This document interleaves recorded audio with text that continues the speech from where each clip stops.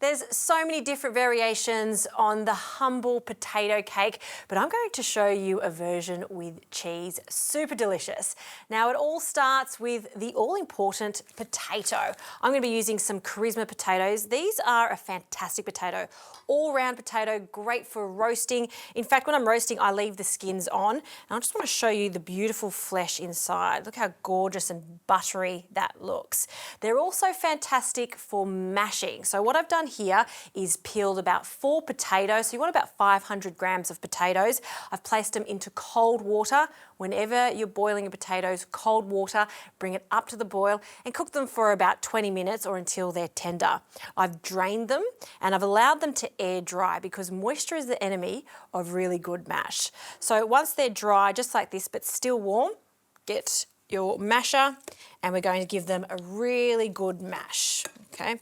And this is a fantastic recipe to do when you've got some leftover mash. It works a treat because the mash is even drier if it's left in the fridge overnight. Happy with that. To this, I'll add some potato flour and a good pinch of salt because we know how potatoes love their salt, and some white pepper. Now with a spoon, we're just going to combine everything together.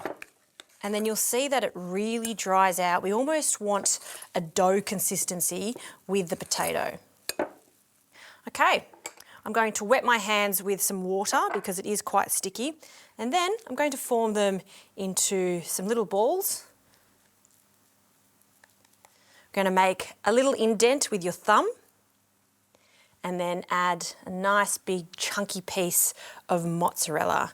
We're going to cover the mozzarella with the rest of the potato, squish it down, and that's one delicious potato cake. I'm going to place it into some more potato flour. You could also use breadcrumbs if you like. Dust the excess off, and then it goes straight into the oil. I'm cooking in extra virgin olive oil for about 1 to 2 minutes on each side or until they're golden, and hopefully that mozzarella will become nice, gooey and melted.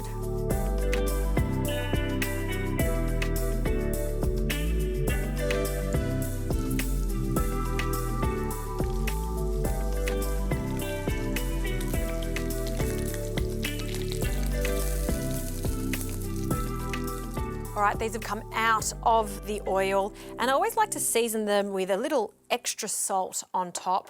I highly recommend waiting for them to cool slightly before you tuck in because it's going to be piping hot in the center. Just arrange them onto a plate, and this one here, well, I think it's got my name on it. Definitely want to try it. I'm going to cut into it.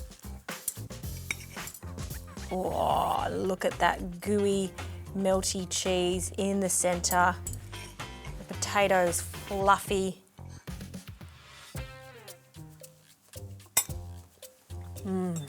That is the best treat.